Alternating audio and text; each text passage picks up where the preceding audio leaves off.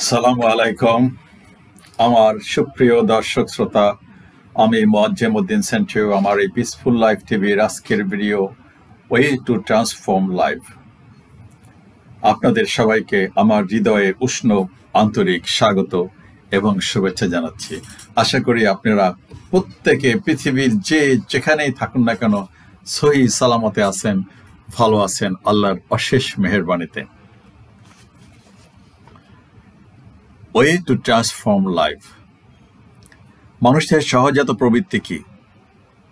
অন্যের চাইতে ভালো কিছু করা আর মুক্তি, সাফল্য, আয়, উন্নতি, সুখ শান্তি, সুস্থ দীর্ঘ জীবন লাভের আশা। বাট সবাই কি তার সব চাওয়া পাওয়ার নাগাল পায়? কিংবা সবাই কি তার জীবনের কাঙ্ক্ষিত সোনার হরিণ ধরতে পারে? পারুক বা না পারুক, কিংবা পাক বা না পাক, কম বেশি সব সুস্থ সবল মানুষ কিন্তু চেষ্টা করে আপ্রাণ, কোনো সন্দেহ নাই। তবে পৃথিবীটা হলো একটা কঠিন প্রতিযোগিতার জায়গা। এখানে এক একটি সুযোগের নাগাল পাইতে হাজার হাজার হাত বাড়িয়ে অপেক্ষায় থাকে। প্রতিযোগিতায় যে সবার আগে সুযোগের নাগাল হাতের মুঠোয় পায়, সেই সামনে এগিয়ে যায় তরতর করে সাফল্যের সিঁড়ি বেয়ে। আর যারা পায় না তারা কেউ বুক চাপড়ায়, হতাশার গহীনে ডুবে যায়, কেউ বা দ্বিগুণ বিশ্বাস, শক্তি, সাহস নিয়ে আবার সুযোগ খোঁজা এবং নাগাল পাওয়ার প্রতিযোগিতায় নেমে পড়ে। আর এর নামই হলো জীবন। মজার বিষয় হলো, কাঙ্ক্ষিত সুযোগ যখন দরজায় কড়া নাড়ে, কেউ তখন বিরক্তি বোধ করে তার আরাম কিংবা সুখ নিদ্রার ব্যাঘাত ঘটার কারণে। ফের কেউ ওই একই সুযোগের অপেক্ষায় বহু বহু বিনিদ্র রজনী পার করে অধীর আগ্রহ নিয়ে কানে দরজার কড়া নাড়ার শব্দ শোনার জন্য। এটাই রূঢ় বাস্তবতা, জীবন থেকে উপলব্ধি করছি। শোনার জন্য কি ভেদ, কি রহস্য এখানে এই দুই শ্রেণীর মানুষের চরিত্র, চিন্তা, চেতনা কিংবা মন মানসিকতার ভিতরে লুকানো আছে, তা জানেন কি কেউ? না, আমরা কেউ জানি না। কিছুটা বুঝতে পারি, অলসতা, আর একটা হলো চটপটা। আশা করি দুই শ্রেণীর মানুষের মৌলিক তফাৎটা বোঝার জন্য এটি একটি যথাযথ উদাহরণ। প্রতিযোগিতা না থাকলে মানুষ সব অকর্মণ্য, অথর্ব, পঙ্গু হয়ে যেত, আর পৃথিবী মুখ থুবড়ে পড়ত, এর কোনো উন্নতি, বিকাশ সাধন হতো না। প্রতিনিয়ত পৃথিবীর সেকেন্ডে 13 মাইল বেগে ছুটে চলে। মানুষের জীবন ও সময়ের সাথে তাল মিলিয়ে ছুটে চলা ছাড়া আর কিছুই নয়। এই ছুটে চলার মধ্যেই বদলে যায় ভাগ্য, জীবনমান, চিন্তা, চেতনা, রুচি, স্বভাব, পছন্দ, অপছন্দ, বহু বহু কিছু। আজ যে ফকির, কাল সে বাদশাহ হলে তার বেশভূষা, খানাপিনা, আবাস, চিন্তা, চেতনা, রুচি, অভ্যাস সব কিছু বদলে যায়। মুহূর্তের ভিতরে সব বদলে যায়। সকালবেলা আমির রেবাই ফকির, সন্ধ্যাবেলা। জীবনের সব পরিবর্তনকেই বলা যায় এক কথায় ট্রান্সফরমেশন অফ লাইফ। বুদ্ধি প্রতিবন্ধী ছাড়া প্রতিটা সুস্থ সবল মানুষই, বিশেষ করে তরুণ প্রজন্ম, তাদের বুঝ হবার পর থেকেই মুখিয়ে থাকে নিজের ট্রান্সফরমেশনের জন্য। আর আমার আজকের ভিডিও বিষয় হলো সেই ট্রান্সফরমেশন। বয়স যখন 15, 16, 17, 18, 19 হয়, নিত্য নতুন স্বপ্ন, নতুন কল্পনা, নতুন অনুভূতি মনের ভিতরে জন্ম নেয়। অস্বীকার করতে পারবেন যাদের বয়স 15 থেকে 35, কারণ আমি তো ওই বয়সে পার হয়ে আসছি এবং খুব ভালো পরিবেশে ছিলাম, সেটা গ্রামেই হোক শহরেই হোক। অফুরন্ত স্বপ্ন, অফুরন্ত আশা, অফুরন্ত কি বলবো আর কি, কামনা, অনুভূতি, নিত্য নতুন পোশাক, নিত্য নতুন খাওয়া, নিত্য নতুন দৃশ্য দেখা, নিত্য নতুন জায়গায় যাওয়া, নিত্য নতুন ওইতে মাছ ধরা, পাখি শিকার করা, সারাক্ষণ মাথার মধ্যে ঘুরপাক ঘুরপাক ঘুরপাক খেত। Transformation life. সেই থেকে, সেই 58, 59 থেকে আজকের এই 2023 সাল, 24 সালে এসে আপনাদেরকে কথা বলতেছি যে way of transformation, transform of life, way to transform life. বাস্তব অভিজ্ঞতা থেকেই বলতেছি। আমি কামনা করি আপনাদের ট্রান্সফরমেশনটা ইতিবাচক হোক, সুন্দর হোক, সুখময় হোক, উপভোগ্য হোক, ভালো কিছু করেন, বাবা মার চক্ষু শীতলকারী সন্তান হন, মায়ের আদরের ধন, নারীছেড়া ধন, মাকে বাবাকে বিমুখ করবেন না। এটাই আমার বিনীত অনুরোধ। আমি সবসময় বলি, আগামীর পৃথিবী, আগামীর দেশ আপনাদের সকলের। আমি আপনাদের উপর আশা রাখতে চাই, ভরসা রাখতে চাই। আপনার বাবা মাও আপনাদের উপরে আশা রাখতে চায়, ভরসা রাখতে চায়। ওনারা তো আমারই মতন। ছোট ভাই বোন আছে বা বড় ভাই বোন আছে, বিমুখ করবেন না পাড়া প্রতিবেশী, দেশবাসীকে, পৃথিবীবাসীকে। ব্যক্তিগতভাবে আমার মতো জীবনকে ইতিবাচক বদলে দিতে অতি সহজ কিছু পথ বা পদক্ষেপ কিংবা স্টেপ আছে। আজকের ভিডিওর বিষয় সেই সহজ স্টেপ বা পথকে নিয়েই। একটি মাত্র পদক্ষেপ বা পায়ের ছাপেই কিন্তু গোটা মানব জাতির ইতিহাস বদলে দিতে যথেষ্ট। যেমনটা একটি অসহায় এতিম বালক নবী মুহাম্মদ বুঝতে পেরেছিলেন 1400 বছর আগে, যে সেই সময় মক্কার তথা গোটা পৃথিবীর যে অরাজক অমানবিক পরিবেশ পরিস্থিতি বিরাজমান ছিল, তা কিছুতেই কাম্য, গ্রহণযোগ্য কিংবা স্বাভাবিক ছিল না।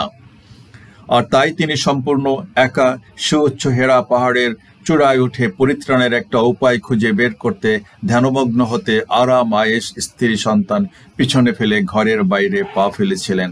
তার সূত্র ধরেই বদলে যায় গোটা পৃথিবী। এক মহাসত্যের সন্ধান তিনি দেন মানব জাতিকে, আর কায়েম করেন ইনসাফ তথা ন্যায় বিচার। তারই ধারাবাহিকতায় আজও বিপথগামী লাখো মানুষ পিঁপড়ার মতো ছুটে আসছে সেই মহাসত্যকে জানার আকুল আবেদন আর বেকুল হৃদয় মন নিয়ে, এবং ট্রান্সফর্ম হয়ে যাচ্ছে নিজের মনের অজান্তেই। এই তো পেয়ে গেছি এতদিন আমি যা খুঁজছিলাম। আর ইতিহাস এটাই সাক্ষী দেয় যে নবী মুহাম্মদ সাল্লাল্লাহু আলাইহি সাল্লামের একটি পদক্ষেপ বা স্টেপেই তাকে পৌঁছে দেয় পৃথিবীর সর্বকালের সর্বশ্রেষ্ঠ সফল প্রভাবশালী মহামানবের সুউচ্চ স্থানে। পৃথিবীর কিছু কিছু কাজের ফর্মুলা কিংবা সূত্র অলমোস্ট একই রকম। যেমন রান্নায় আগুন, মশলা, হাঁড়ি পাতিল, ছুরি বটি, নাড়ুনি ঘুটুনি আর রান্নার বস্তু এসব লাগবেই। ফসল ফলাতে বীজ, আলো বাতাস, পানি মাটি সব লাগবেই। ঠিক তেমনি জীবনকে বদলে দিতেও মৌলিক একটা ফর্মুলা আছে, যার ব্যতিক্রম কিছু হবার নয়, কিংবা শর্টকাট বা বিকল্প কোনো পথ আর পদক্ষেপ নাই।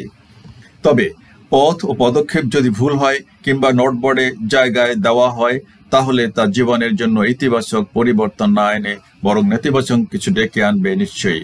তাই ভেবেচিন্তেই একটি পথ পদ্ধতি বেছে নিতে হবে আর সেভাবেই পদক্ষেপ দিতে হবে। এবার আমি আমার ব্যক্তিগত অভিজ্ঞতার আলোকে জীবন বদলের সহজ পথ বা পদক্ষেপ তুলে ধরার চেষ্টা করছি।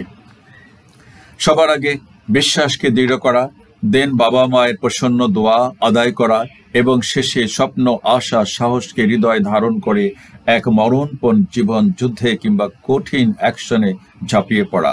আমি সফলতার কসম দিয়ে বলছি, কেউ বিফল হবে না এই পথে, বা শতভাগ বদলে যাবে প্রত্যেকের জীবন। বিশ্বাসের অর্থ অনেক হতে পারে, তবে আমি এখানে শুধু দুটি বিশ্বাসের কথা বলতে চাই।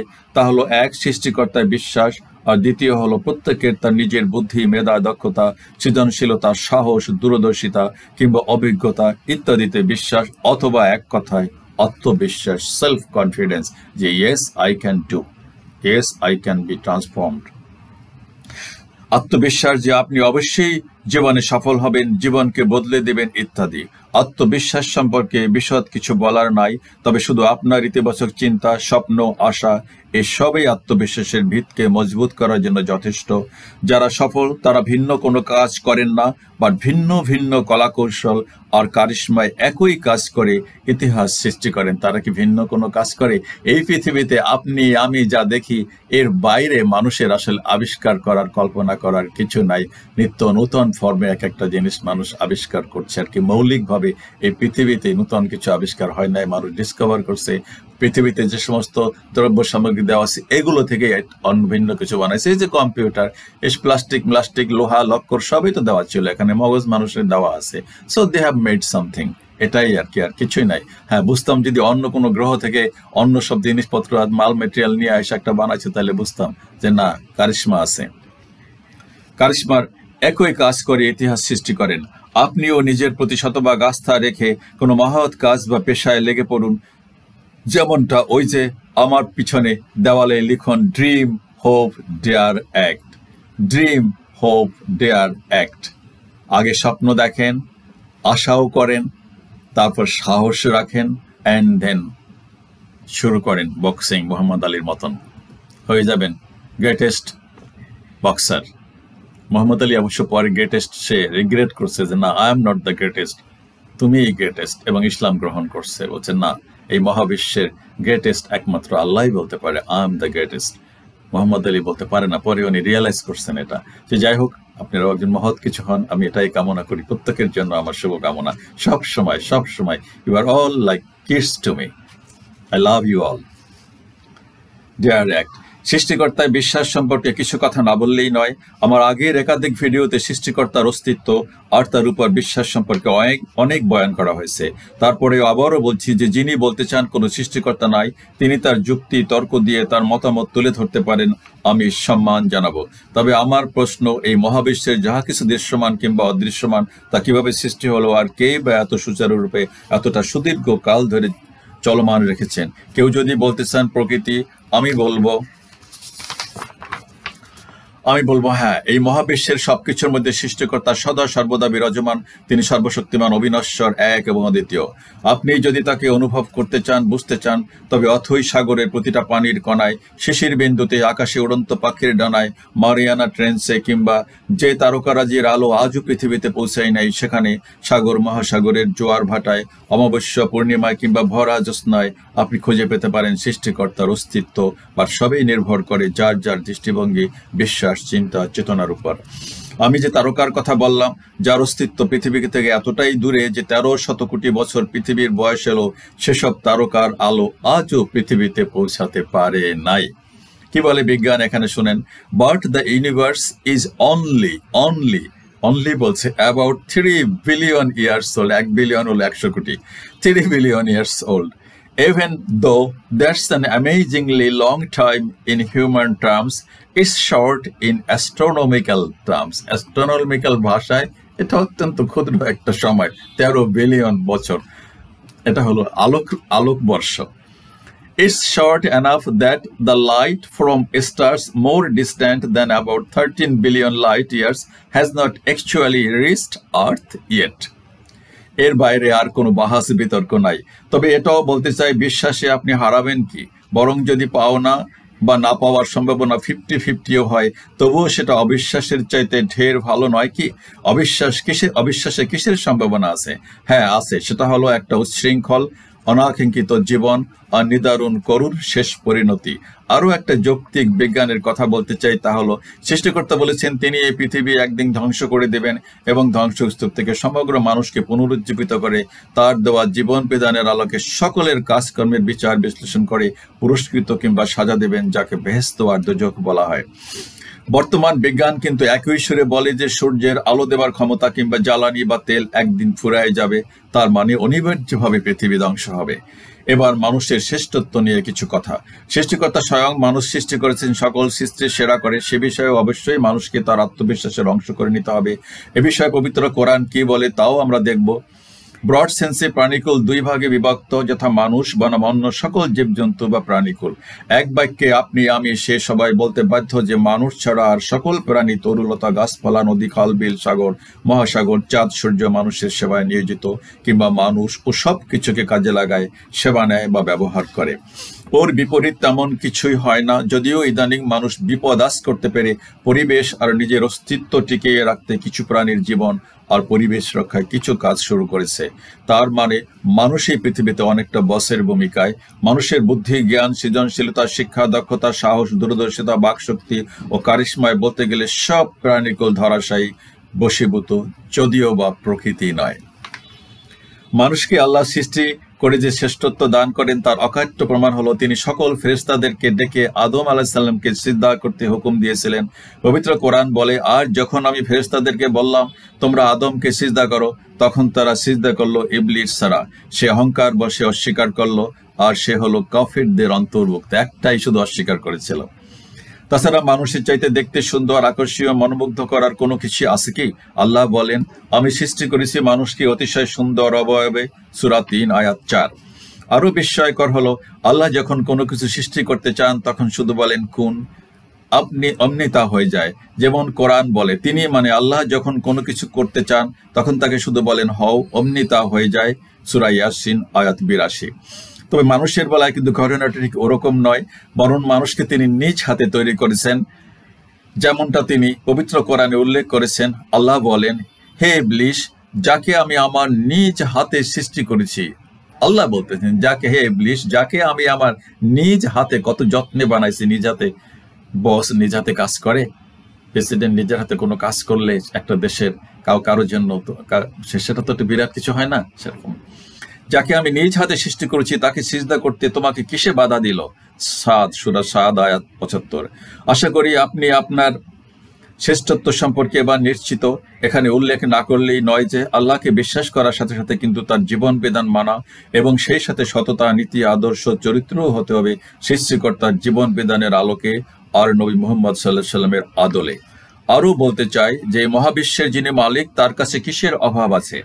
বরং খোঁজ নিলে জানতে পারবেন কত শত রাজা, বাদশাহ, সম্রাট, ক্ষমতাবান, কত কিছুর অভাবে কত শত হাহুতাশ তাদের সমগ্র অন্তর জুড়ে তারা সেসব প্রকাশ করে না, আর সাধারণ মানুষ জানতেও পারে না। আপনি যদি কাছে গিয়ে জিজ্ঞেস করেন তখন দীর্ঘশ্বাস ফেলে বলবে, রে বাবারে, এই সমস্যা, আমার তো ঘুম হয় না, আমি তো খেতে পারি না, আমার সারাক্ষণ খালি চিন্তা, আমার সারাক্ষণ ভয় ভয় লাগে, আমার ছেলেটা দীর্ঘদিন থেকে অসুস্থ, আমার ওয়াইফ প্যারালাইজ, নানান নানান কিচ্ছা কাহিনী, দুঃখের কথা বের হয়ে আসবে যদি নীরবে একান্তে আপনি কারোর সাথে আলাপ করেন।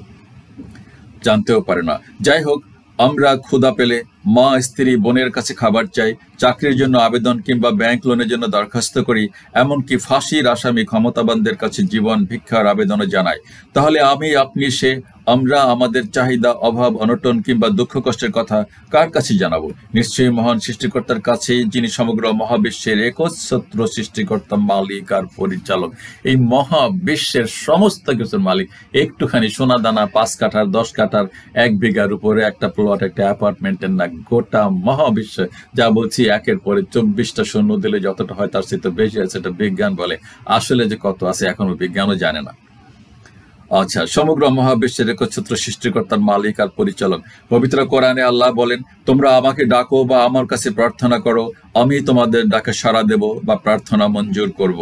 মুমিন আয়াত ৬০। দোয়া বা প্রার্থনা করা, ডাকা, চাওয়া কিংবা হাত পাতা সবই আবেদন নিবেদন করা বোঝায়।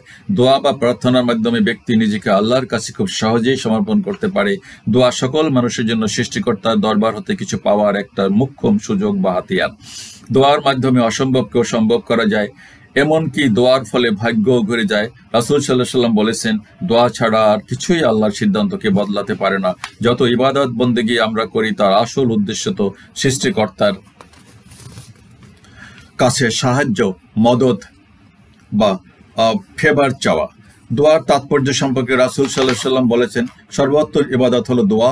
অন্য হাদিসে এ সম্পর্কে রাসূল সাল্লাল্লাহু আলাইহি ওয়াসাল্লাম বলেছেন, আল্লাহর কাছে দোয়ার চেয়ে বেশি মর্যাদার আর কোনো আমল নাই। মানুষের কাছে কিছু চাইলে মানুষ বিরক্ত হয় কিংবা মুখ ফিরায় নেয় অথবা অস্বীকার করে, আর আল্লাহর কাছে না চাইলে আল্লাহ রাগ হন। রাসূল সাল্লাল্লাহু আলাইহি ওয়াসাল্লাম বলেছেন, যে ব্যক্তি আল্লাহর কাছে কিছু চায় না, আল্লাহ তার উপর রাগ হন।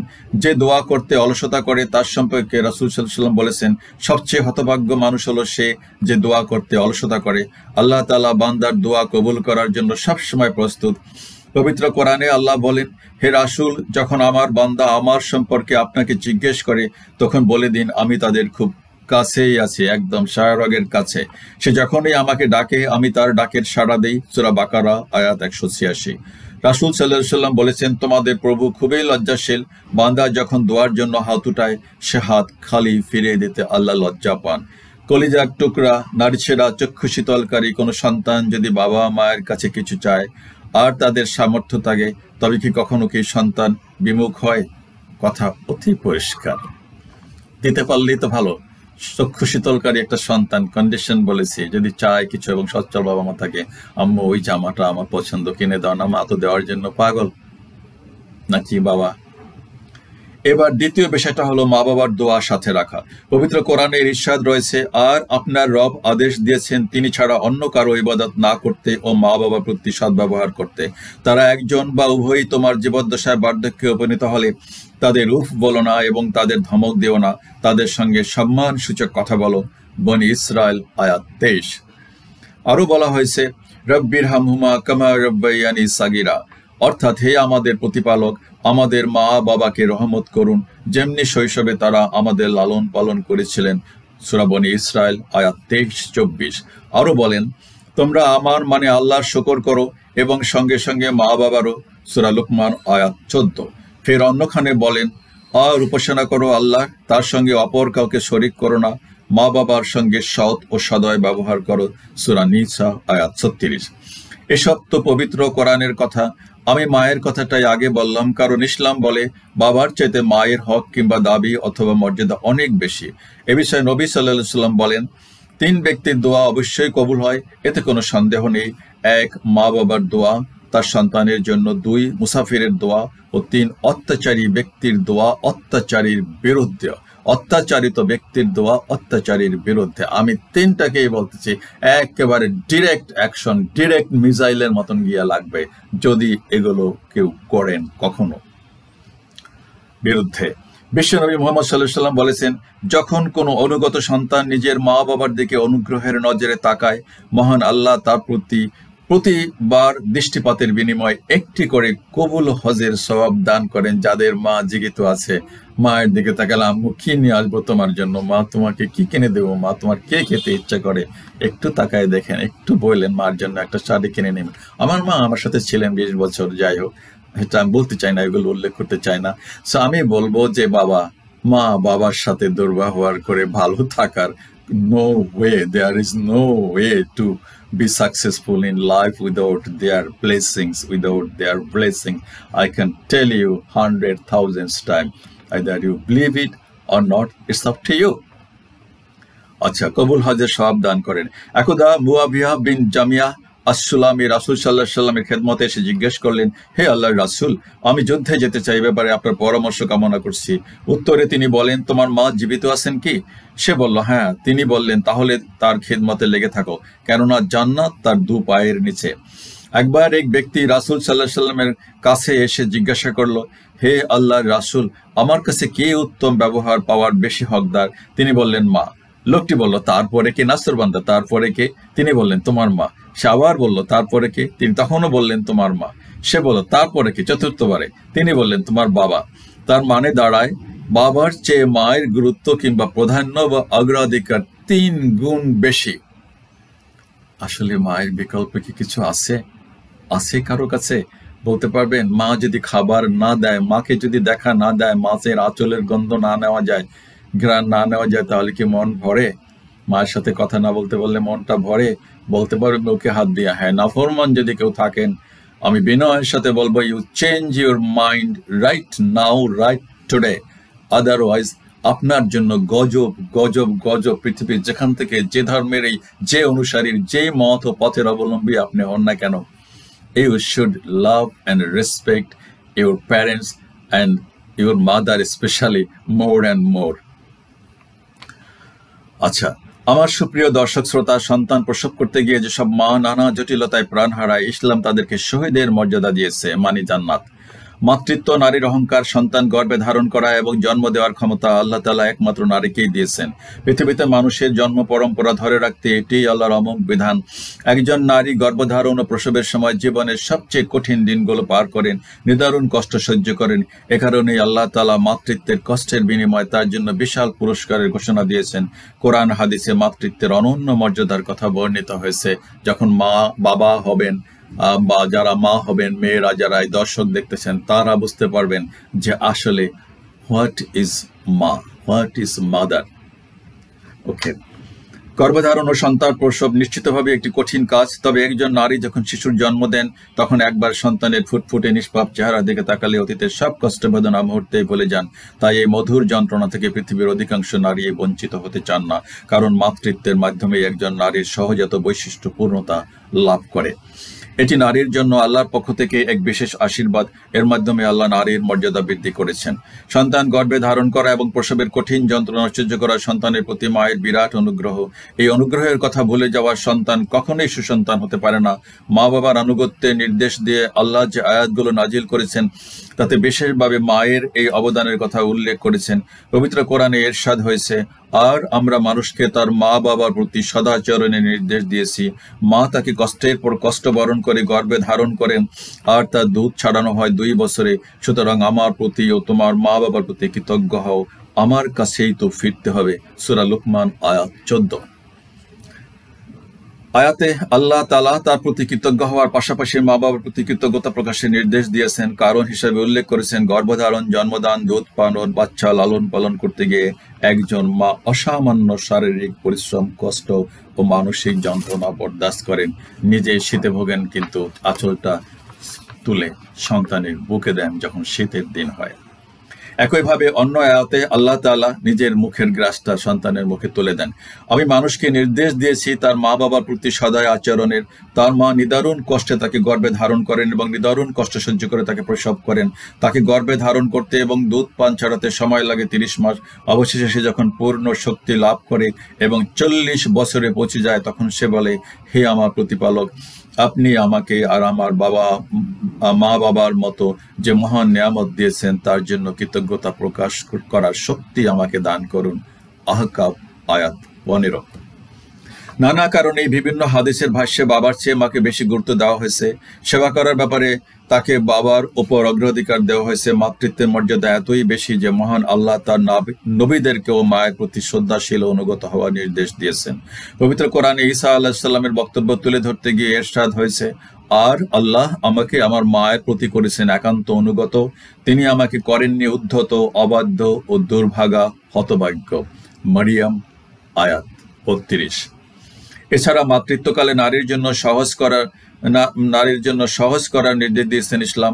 নিরাপদ মাতৃত্ব ও সন্তান লালন পালনের বন্দোবস্ত নিশ্চিত করতে জোর তাগিদ দেওয়া হয়েছে। ইসলামী আইনবিদদের মতে সাধ্যের চেয়ে বেশি কাজ গর্ভবতী নারীর উপর চাপিয়ে দেওয়া বৈধ নয়।